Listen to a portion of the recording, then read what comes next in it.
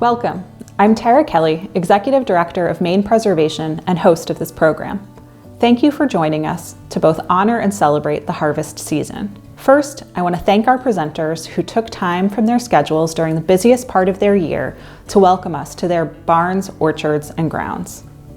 The seasonal harvest has been woven into the fabric of Maine culture for thousands of years, beginning with the early tribes who hunted, fished, gathered, and grew items such as beans, squash, and corn. Later, European settlers established homesteads and farmed for sustenance, growing crops that could feed themselves and their animals. These families spent months harvesting, preserving, smoking, curing, and storing the bounty to get through the long winter with vegetables, root crops, grains, meats, rounds of cheese, and jars of preserves. With railroad expansion, farming changed focus on commercial operations for crops such as apples, potatoes, dairy, blueberries, and corn that could be transported farther afield. Today, we will explore 3 topics relevant to Maine's harvest and bounty over the eras and how those traditions continue. I'd like to begin by welcoming our first speaker, James Eric Francis Sr., who is Penobscot Nation's Director of Cultural and Historic Preservation, Tribal Historian, and Chair of the Penobscot Tribal Rights and Resource Protection Board. As a historian, James studies the Indigenous landscape in what we know today as Maine. We hope you enjoy the program. I am Jamas Blunsuis, that's in Penobscot, James Francis, and I am the Director of Cultural and Historic Preservation for the Penobscot Nation and longtime tribal historian. As Penobscots, the Penobscot River is the center of our culture. It is the heart of who we are as a people. We are named for it. It is named for us. I study indigenous landscapes. When we look at what's called indigenous nomenclature, place names, we get a window into the past of how our ancestors saw the landscape. The word Penobscot is a description of the river at the falls in Old Town.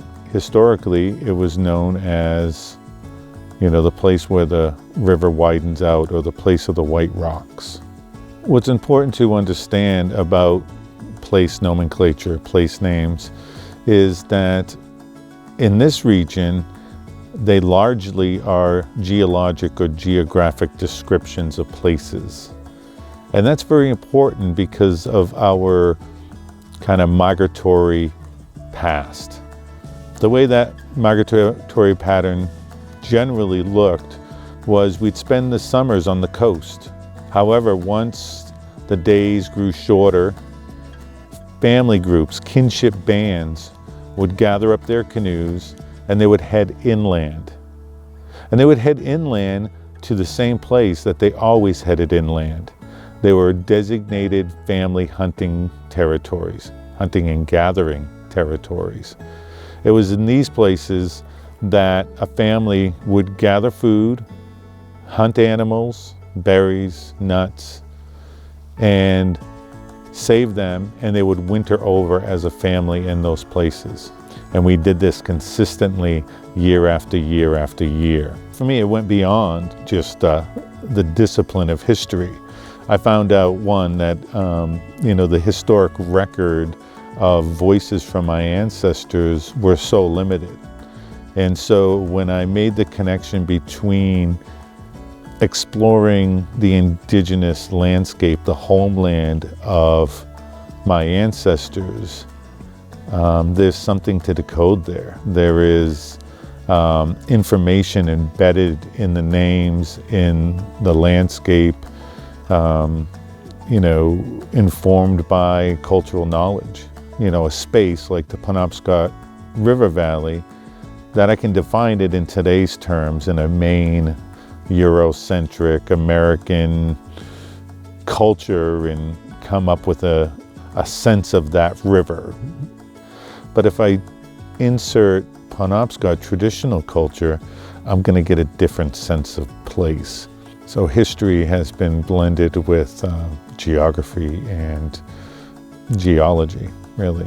It really takes understanding of a place, and it takes you being there and doing the field work and spending multiple hours. Indigenous agriculture in this area, in what we call now the state of Maine, is probably limited to the Kennebec River Valley. Anything to the east and to the north of the Kennebec River, the soils weren't very good for cultivating large crops. So the model here is what we call the Three Sisters model. So Three Sisters are corn, beans, and squash. You would plant them all collectively together, and they have a symbiotic relationship. You know, the corn grows up quite fast and a nice stalk for the beans to grow. And the beans leach nitrogen into the soil. And the squash grow these very broad leaves, which do two things. They keep the soil moist and cool, and they also keep down the amount of weeds that are around the plants. And so they have this relationship with each other, and we call that the Three Sisters. And there was probably that going on because you could do that and then leave for the coast for the summer and come back and have a reasonable harvest. Not anything that you would be planting acres upon acres of a field, but maybe scattering, you know, a half dozen plants here and there, depending on what alluvial soils you had at your ready. Thank you, James. Let's now explore the Sabbath Day Lake Shaker Village, which is currently the only active Shaker community in America and was established in 1783. Brother Arnold had joined as a member more than 40 years ago. During this time, he has been a farmer, groundskeeper, gardener, herdsman, cook, baker, author, historian, trustee, and elder, among many other roles. Simplicity, hard work, and practicality are seamlessly entwined in the Shaker lifestyle. During our visit, we were astonished by the activity and efficiency displayed by Brother Arnold, Michael Graham, and the volunteers at the village. From feeding the flock of 70 sheep to harvesting and processing beets in a matter of hours to attending morning session, all while hosting us for the day. Our friend Arron Sturgis joined to tell us about the barns at the village. Owner of Preservation Timber Framing, he specializes in the structural repair of historic timber-framed buildings. Arron has been consulting on the Shaker barns for years, noting that they are a great representation of how barns have changed over time. Let's hear from Brother Arnold and Arron. My name is Brother Arnold. We are in the Shaker community at Sabbath Day Lake in New Gloucester, Maine, and I am currently the elder and trustee of the community. Sabbath Day Lake was founded in 1783 and was on the cusp of a great revival called the Second Great Awakening. And people were stirred up spiritually, and this was actually an unorganized township plantation called Thompson's Pond Plantation. And these were dissenters, people who were not Congregationalists and did not want to have to pay to support the Congregational Society and its ministry. They came here. There were 5 farmers who had adjoining properties, and they consecrated these properties, and they formed this community. This place has a spiritual name, and it's called Chosen Land. And we very much feel that it is a chosen place of God for us to be in. And I don't think anybody who comes here would disagree with that. There is something that captures people. And as they're walking through our woods, down to the lake, and our open fields, through the village itself, there's just a spirit that seems to be present. And I think this is a place that is very reflective of Maine, of the microcosm of Maine, because here you have people who have endured, who have stayed close to the land, who are still basically farmers, who have to live by the sweat of their brow and be able to maintain themselves, adapting as time and circumstances and situations prevail. And that's the only reason we've been able to hold on. This speaks as much to us of our faith as anything does that can be tangible. So to look at our carriage shed and know that was here before the Shakers actually organized as a community, and that it's still functioning today. And that's the thing. You've also got to take a look at the fact that there were many dozens more buildings here at one time. They don't exist because they weren't needed. So the Shakers had a practical code of which you're not using a building or you can't maintain it, you get rid of it. And some people were a lot better about doing that than others. I'm a little too zealous, I'm afraid, that we look back and think, well, it would have been nice to have this building or that, but we don't. But what we have is what we have. So the barns behind me were built in 1830. And this is that generation where we've gone from that English, very simple three-sided structure to where the Shakers want to be very American. And they want to show off that they have animals and they have money. So you build these imposing structures that start really in the 1820s, but by 1830 we had enough cash on hand to start it. So the forward barn is the stable, the back barn is the ox barn, and they were originally separate from each other. And they stayed that way from 1830 until 1898 when they built forward the back barn 18 feet to join them, because the brethren were sick and tired of going in inclement weather back and forth to feed the animals.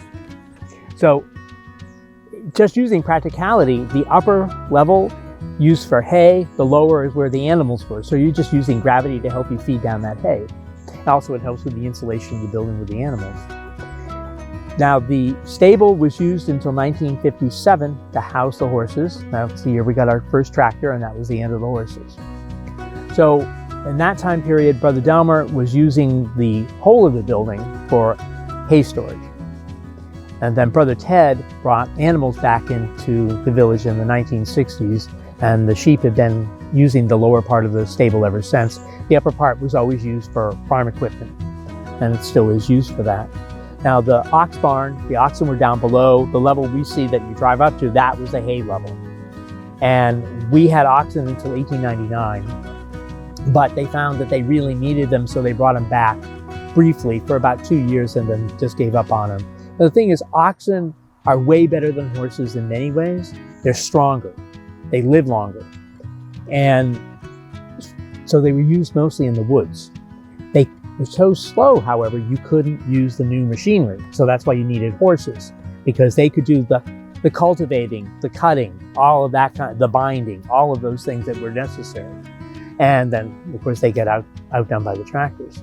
So the back barn is still hay, right where it's always been. And then down below is derelict. And they've had pigs down there over the years. They had chickens down there, all kinds of things. But mostly it's just a catch-all at the moment. Harvesting in and of itself is just that tradition. I mean, it's getting everything out of the ground. And we have been lucky, well, I shouldn't say lucky, we've been fortunate, we've been blessed to, in the last 20 years or so, have some really remarkable friends step in and help us out and give of themselves and their time and efforts just when we seem to need them the most. Most people think that our busiest time of the year is in the summer, but they're incorrect. It's September and October because it's a farm. And that's really when the busy time of the year comes about, because everything you've worked so hard on during the spring and the summer finally comes to full fruition and needs to be harvested almost always at the same time. And you need many, many hands to preserve it. So today's harvesting is really no different than 100 or 200 years ago, except that there aren't so many people to do it. So we've scaled things back.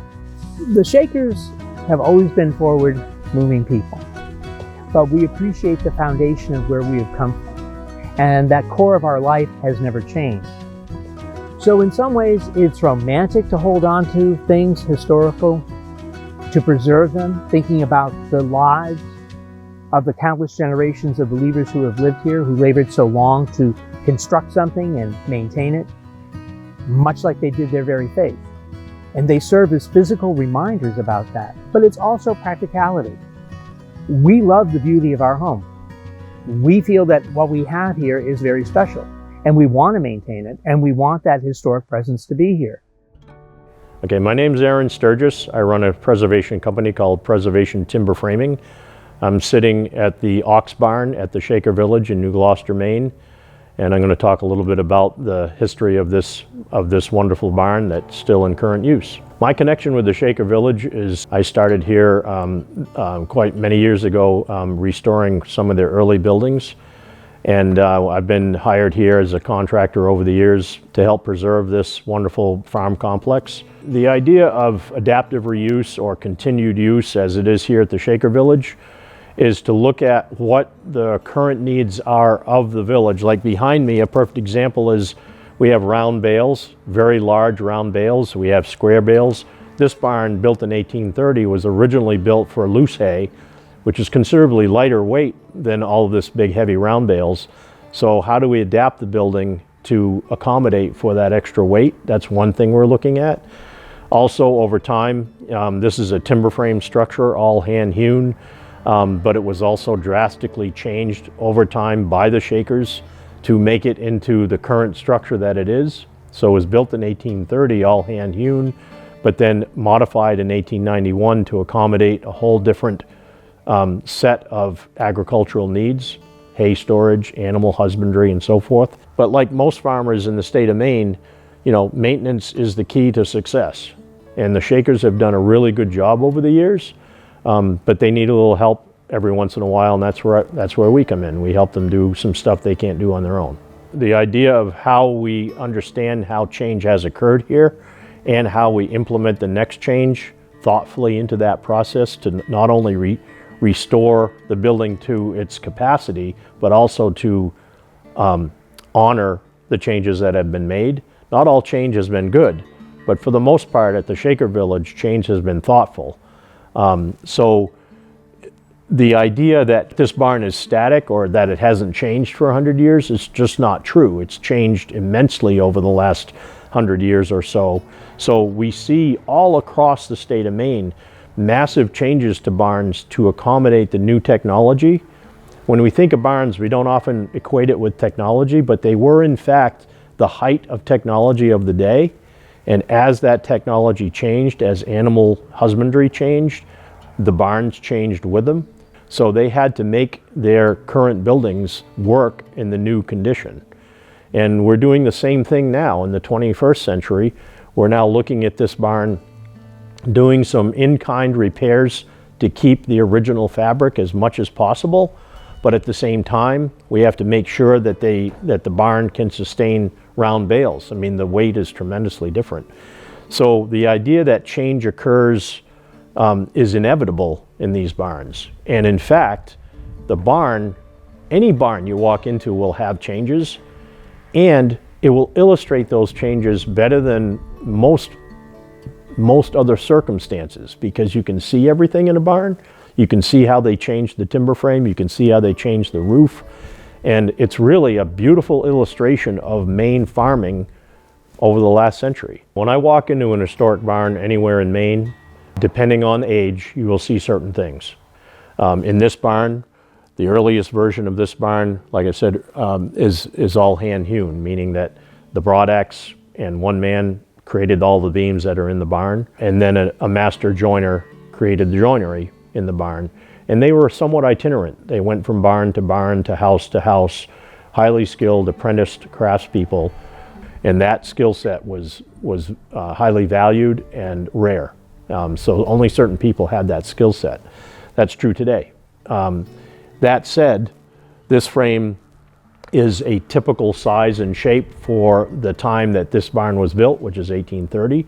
So it has 6 vents. It's basically 40 feet wide. It has a very typical common footprint. I don't think we survive without doing good historic preservation. It's the most sustainable way of building I know. It's the most economical way to build, to save what we have, and to embrace the history and the technology of the day. Allows us to live comfortably. The quality of life that comes from saving these old buildings is undeniable. It's way more fun to build and restore a building than it is to build new. And it's way more sustainable and much more economically feasible when you think of the long term. One of the things about historic preservation that I love is the fact that we're thinking about 100-year buildings, not 20-year buildings. And that's a big difference. That's a different mindset than we typically have when it comes to construction. We don't think long-term at all. But everyone that has worked in this building and or built this building was thinking 100 years. They weren't thinking 20 turnaround. They weren't thinking throwaway. They were thinking sustainably. And that's what preservation is. It's sustainability. And in a time where that is essential for our survival, quite honestly, and that's not really an understatement at this point, we need to really consider saving what we have and being a lot more thoughtful about what we build. Thank you, Brother Arnold and Arron.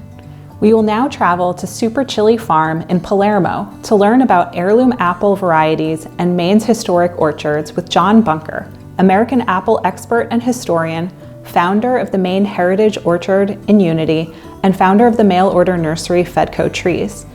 Aside from fulfilling his heirloom apple CSA orders, keeping his expansive gardens, and his role at the Mafka's Heritage Orchard, he has an impressive lineup of apples to identify, brought to him by neighbors, friends, and folks traveling from near and far.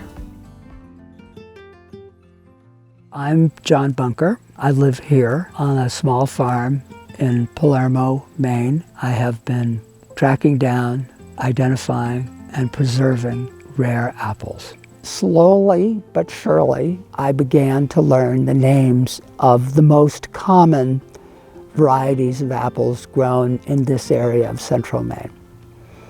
And as I learned them, I became more and more curious. What were these varieties?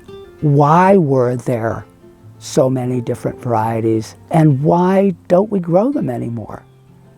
I was trying to come up with a job that could support me. And so I got this thought that, that maybe I should learn to graft, propagate these old varieties, and then sell them to get them back into general use. That maybe the best way to save these old varieties was to have people learn what they were and use them again. There's a whole bunch of apples, particularly ones that originated in each of Maine's 16 counties, that are really rare. And those are the ones that I could spend my life trying to find them and then save them. And if I don't do it, nobody else will. It insisted to me that I learn about Maine's history, because it's all tied up in the history of the state, or at least the history since the Europeans arrived. People ask me, what percentage of the old varieties are gone? My guess is that at least in a place like Maine, most of them are still here. It's just that there's no one left who can identify them. There's very little written about them. And so it's very difficult or time-consuming. When I get an apple that I do not know off the top of my head, then the first thing that I do is I ask myself, or I ask the person who's giving me the apple, is this a seedling or a grafted tree? So if it's a seedling, as some of you know, if it's a seedling, it is not true to type. So every apple from every seed that ever was is new and unique. So you plant a seed from a Honeycrisp, it will grow into an apple tree, it'll produce fruit, but the fruit will not be Honeycrisp, it will be something new every time. If I can determine that it's not from seed, it's from a graft, then, and I don't know it off the top of my head, then now my job becomes like Sherlock Holmes. So Sherlock Holmes said, I'm paraphrasing, eliminate the impossible, and whatever remains, no matter how improbable, must be the truth. So I have an apple, I don't know what it is, I'm immediately thinking, okay, where is this tree? Because where the tree is going to help to inform me as to what it might be and what it probably isn't. I also want to know how old is the tree, because different varieties were commonly planted in different times. So I'm trying to reduce the pool of possibility. There are thousands of varieties being grown in North America now. If I had to consider every one, every time somebody brought me an apple to identify, I'd be able to do one a year and I'd still probably get it wrong, because I might blink and miss the one of the 15,000 that it could be. So I'm trying to reduce that pool. Only certain varieties were grown in certain locations at certain times. I'm reducing the pool. Then I start to look at the characteristics of the apple itself. Of course, when I'm trying to determine what was being grown here, I'm doing things like reading old agriculture reports, reading journals, looking at Pomological Society writings, looking at old nursery catalogs, anything that can help to give me an idea as to what it could be here. So now, let's say I reduce down the number of varieties. I'm also interested in things, the characteristics of the apple. Does it ripen in the summer? Does it ripen in the fall? Does it ripen in the winter? In other words, is this a variety that you put in a root cellar for all the winter? Well, that also helps to reduce that pool. And so then at a certain point, then I get out the old text and I start to read. Well, you know, I've got it down to 30. Hopefully one of those 30 is it. I start to read, okay, well, this one has a long stem, not a short stem. And this one, you know, was only grown in this period or whatever. And so, you know, step by step, I'm somehow trying to find the name of that apple that I have. And then eventually, if I'm lucky, or persistent, or both, I come up with a name. It's about tracking down the interesting old text, the diaries, the journals, the letters, and it's about observation. We need to teach ourselves to observe, to go, you know, deep. It's interesting, it's fun. Thank you, John, Arron, Brother Arnold, and James, for sharing your time and expertise with us. And a big thank you to our sponsors, patrons, and staff for your support of this program. The harvest season resonates differently for each of us, whether we are relying on the bounty to feed our families, make a living, celebrate a season, or a little of each. We are happy that you chose to join us. We here at Maine Preservation are grateful for your continued support and look forward to working with you all to preserve this great state to which we are all deeply connected. Thank you.